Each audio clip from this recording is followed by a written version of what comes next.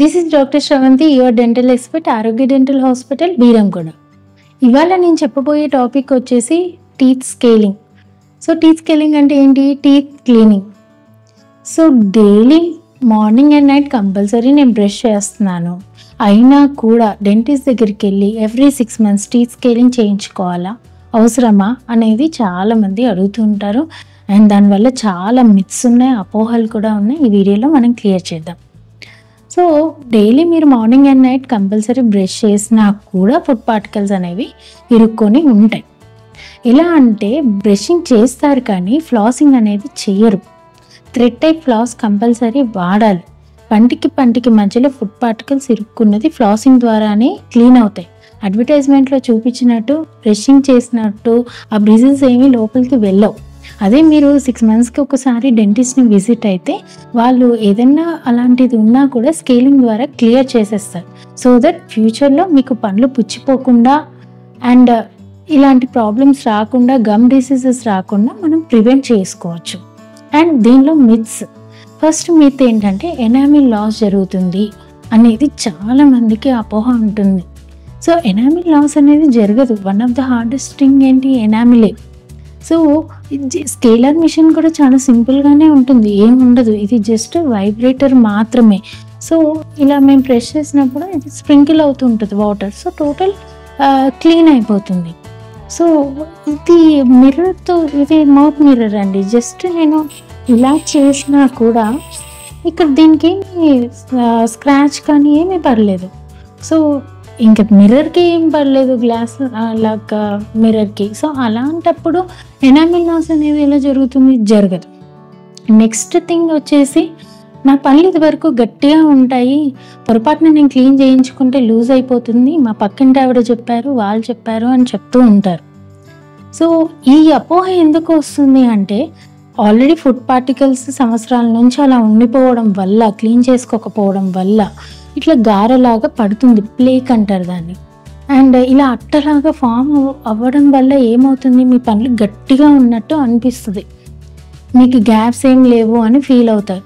ఎప్పుడైతే మేము అది టాటర్, గార కానీ క్యాన్ప్లస్ కానీ టోటల్ క్లీన్ చేస్తామో, క్లీన్ చేసినప్పటి నుంచి మీకు అది ఫ్రీ అయిపోవడం వల్ల మీకు ఆ ఫీలింగ్ వస్తుంది, అరే పళ్ళు లూజ్ అయిపోయాయేమో, నాకు కొత్తగా గ్యాప్స్ క్రియేట్ అయ్యాయేమో అని. అది మీకున్న గ్యాప్సే, కొత్తగా ఏమీ క్రియేట్ అవ్వవు. ఎప్పుడైతే ఆ ఫుడ్ పార్టికల్స్ క్లీన్ అయిపోతాయో మీకు అది గ్యాప్ లాగా అనిపిస్తుంది, మీరు ఫీల్ అవుతారు. సో నెక్స్ట్ టైం నుంచి మీరు ఏం చేస్తారు అంటే, ఆ క్లీనింగ్ తర్వాత, స్కేలింగ్ చేయించుకున్న తర్వాత ఫుడ్ పార్టికల్స్ ఏదైనా ఇరుక్కుంటే ఆ గ్యాప్స్లో మీరు ఫ్లాసింగ్ చేసుకోవాలి. థ్రెడ్ టైప్ ఫ్లాస్ బ్రష్ చేసుకున్నాక ఫ్లాసింగ్ కంపల్సరీ. నెక్స్ట్ సెన్సిటివిటీ వస్తుంది. ఇది వరకు నాకు ప్రాబ్లం లేదు, స్కేలింగ్ చేయించుకున్న తర్వాతే నాకు ఈ ప్రాబ్లం వస్తుంది అనేది అంటూ ఉంటారు. సో ఎందుకు మీకు స్కేలింగ్ చేయించుకున్న తర్వాత ఈ ప్రాబ్లం అనేది వస్తుందంటే, గారు ఎప్పుడైతే పంటి చుట్టూతో పట్టేస్తుందో మీకు డైరెక్ట్ కాంటాక్ట్ ఉండదు ఏదన్నా తీసుకున్నప్పుడు. ఇది గార మనకి డైరెక్ట్ టచ్ ఉండదు టీత్కి. సో మీకు ఆ సెన్సిటివ్నెస్ అనేది ఉండదు, మీకు తెలియదు. ఎప్పుడైతే మేము క్లీన్ చేస్తామో అప్పుడు తెలుస్తుంది, ఈ గమ్ చిగురు కింద జారిపోయి ఉన్నట్టు తెలుస్తుంది, కొంచెం రూట్ ఎక్స్పోజ్ అయినట్టు అలా కనపడుతూ ఉంటుంది. సో ఈ గమ్ జారిపోయినప్పుడు ఏమవుతుంది? వెంటనే మీరు ఏదైనా తీసుకున్నప్పుడు సెన్సిటివిటీ డెవలప్ అవుతుంది. కూల్ డ్రింక్స్ తీసుకున్నా, చల్లటి ఏమన్నా తీసుకున్నా కూడా సెన్సిటివిటీ ఉంటుంది. సో అది అమ్మో ఇది ఇచ్చుకుంటే సెన్సిటివిటీ డెవలప్ అవుతుందని మీరు అస్సలు క్లీన్ చేయించుకోలేదు అంటే ఇంకా గమ్ కిందికి జారిపోయి బోన్ ఇన్ఫెక్షన్ రావడం, గమ్ ఇన్ఫెక్షన్ రావడము అండ్ పన్ను మొత్తానికే లూజ్ అవ్వడం జరుగుతుంది. సో ఎప్పుడైనా గమ్స్ అనేవి స్ట్రాంగ్గా పంటి చుట్టూతో అతుక్కొని ఉండాలి.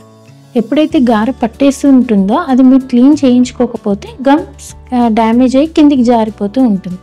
సో దీనివల్ల సెన్సిటివిటీ వస్తుంది. సో ఈ సెన్సిటివిటీకి మరి ఎలా అంటే, మీకు క్లీన్ చేసిన తర్వాత డీసెన్సిటైజింగ్ పేస్ట్ కానీ మౌత్ వాషెస్ కానీ డెంటిస్ట్ రికమెండ్ చేస్తారు. దానివల్ల మీకు అది టెంపరీగానే అనిపిస్తుంది, క్లీన్ చేయించింది. అందరికి అనిపించదు, ఇలాంటి కండిషన్స్లోనే అనిపిస్తుంది. సో డెంటిస్ట్ ఆల్రెడీ మీకు ఒక పేస్ట్ కానీ మౌత్ వాష్ కానీ రికమెండ్ చేసి ఉంటారు కాబట్టి మీకు అది కూడా temporary, only 1 week or 3 days, just mild sensitivity ఉండొచ్చు అంతే.